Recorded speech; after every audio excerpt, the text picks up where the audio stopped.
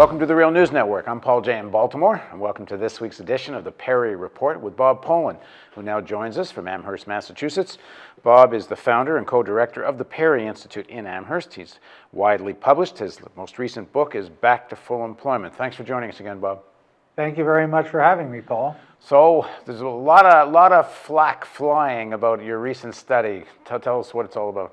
This working paper that we put out actually just 3 weeks ago today, criticizing this very influential paper by Carmen Reinhart and Kenneth Rogoff, continues to generate a lot of discussion because Reinhart and Rogoff's paper had been a cornerstone of austerity policies, because they said that if governments allow their debt level in this recession, if they allow the debt level to exceed 90% of GDP, it's going to bring a precipitous fall in the country's economic growth. Now, Reinhart and Rogoff have responded to us at great length in the New York Times a week ago Friday. Actually, I've never seen the Times give over so much space to anybody, because they let them have a big article and then they had an appendix to the article. The Times then allowed myself and Michael Ash to respond to them. That went up a week ago today. Here's the upshot. Reinhart and Rogoff have acknowledged that they made a Excel coding error. The other thing... Here, hold on. Let's just make sure everyone understands what that means. So that means in a spreadsheet, you put little formulas and you decide in the formula to add up from 40 to 49. And if your formula is wrong, you might not get all the data, and that's more or less what happened, right? That is exactly what happened, not more or less what happened. They excluded 5 countries from their data set because of their Excel coding error, and they acknowledge that. But they say, well, actually, it doesn't really mean much of anything because, without getting into all the details, when you look at our corrected numbers versus their preferred numbers, not the ones that politicians have latched onto, in fact, the fall off in GDP growth at high debt levels, they say our numbers actually match up to their preferred numbers, which is you get a 1 percentage point fall off in GDP growth, which means from about a 3% average growth rate to about a 2% average growth rate. Okay, now just to be clear here, when the ours and theirs, this is them, Reinhart and Rogoff, saying Perry's study's conclusion of what the numbers aren't really all that different than Reinhart and Rogoff. That's what they said. But they also said they referred to the other data in their paper that we hadn't actually examined in our initial critique. But when they put in their article in the New York Times, we then went back and looked at their other data. The problem with their other data is that they've made the exact same mistakes. They've compounded the initial mistakes. They themselves didn't even acknowledge this in their lengthy New York Times article. So we said, how can you be defending yourself on the basis of some preferred numbers in their original paper when those preferred numbers have the exact same mistakes in them? And when you actually correctly calculate their preferred growth rate numbers, the relationship between high debt levels and economic growth basically evaporates. There is no relationship in Reinhart and Rogoff's own study. And that's more or less what we say in our response to them in the New York Times last Monday. Now, it wasn't just the math error, right? Wasn't there also an issue of the countries that they selected was somewhat apples and oranges, like, what was it, 1 year of New Zealand being compared to 10 or 15 years of England or something? They defended that in the New York Times. Well, they didn't actually explicitly defend it. They said, well, other people said our method is okay, it's good. But they didn't actually say, we think it's totally reasonable to compare 1 year in New Zealand, where they had a depression when the growth was high, 1951, with 19 years in Great Britain. Great Britain had high debt for 19 years, and the economy grew at about 2.5% per year. We say this is a ridiculous way of averaging up your entire data set. They say it's justified. They don't explain why it's justified, and they don't out and out say, sure, 1951, 1 year in New Zealand, that's fine to weight that equally with 19 years in a big country like Great Britain. So that's the other set of issues, and that problem is also compounded in their preferred data. It's the same problem. Now, you've got another reaction now to people who are pro-austerity and who are focused on this argument that public debt is the #1 problem. And they're throwing Reinhart and Rogoff under the bus to some extent. They're saying, well, you shouldn't focus just on one study, or yes, Perry guys proved 90% isn't the cliff, but that doesn't change the fact that public debt restricts growth. Right.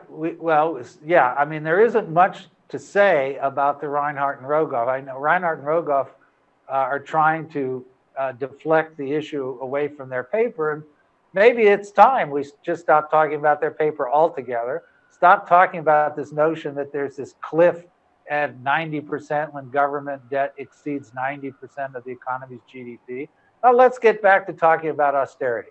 So here in the US, we had our employment report on Friday, where the unemployment rate went down, the official unemployment rate went down from 7.6 to 7.5%. So an almost indiscernible drop in the unemployment rate, 0.1%. And that set the stock market off on another boom. The stock market as of Friday, Dow Jones almost reached all-time peak of 15,000. It did briefly get over 15,000 and then fell down a little bit below. And they say, well, look at the outstanding employment report. Well, actually, even that tiny drop in the official unemployment rate was matched when we look at as we've talked about before, Paul, when we look at the broader measure of unemployment, the Labor Department's own broader measure, which counts people who are discouraged and which counts people who wanted full-time jobs but only got part-time jobs. That actually went up as of Friday. It went up from 13.8 to 13.9%. So basically, there is no improvement whatsoever in the labor market. That's 21.5 million people who are either unemployed officially or underemployed by the Labor Department's own measure. But that is enough to set off the stock market saying, great, victory.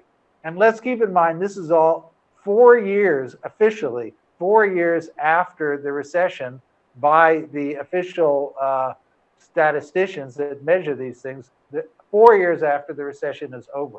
We've been in a recovery for 4 years, and there's 21.5 million people who are unemployed or underemployed. Well, the stock market doesn't seem to have anything to do with what's going on in the rest of the economy. It just seems to be everyone guessing what a psychological factor for other investors is going to be the movement and the unemployment rate. I mean, it's not like they actually think the economy's coming back, do they? Well, I think that's a big part of it, Paul, and that is certainly a lot of what drives the stock market.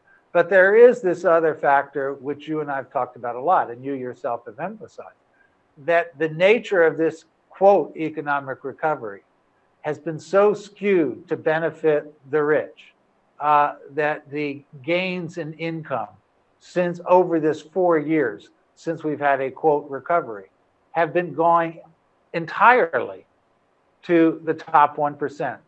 So that any indication that this is going to continue and at least not get worse, that alone seems to be an affirmation for big players on Wall Street that actually the economy is doing pretty good from their point of view. Yeah, from their point of view, if they're getting 100% of the economy's income gains, well, they may care as people about the unemployed, but that's really not their concern. Yeah, maybe the other way around. If unemployment had actually gone down more significantly, maybe the market would have gone down. That's possible, and that's always the tension that's there. If the unemployment rate really went down sharply, then Wall Street would certainly be concerned that workers' wages would go up because workers would have more bargaining power. But instead, we see the imposition of austerity. Again, the New York Times had an article on the impact of sequestration as it's being spread throughout the country. So what do we see? We see Head Start programs, preschool education programs for kids that have been demonstrated by conservative University of Chicago economists to have a major positive effect on kids' well-being. These things are being cut. The Times talked about the closing, layoffs at a cancer treatment center in Birmingham, Alabama. It talks about cutting free transportation for kidney patients to dialysis center in Ohio. So these are the things that are going on now. This is austerity American style. Not as severe as yet as austerity European style, but plenty severe enough. And the arguments for austerity have evaporated. The analytic arguments, starting with Reinhart and Rogoff. Nevertheless, we proceed. And maybe it's a political win-win for the Democrats and Republicans, leadership at least, because both of them really do want some kind of cuts.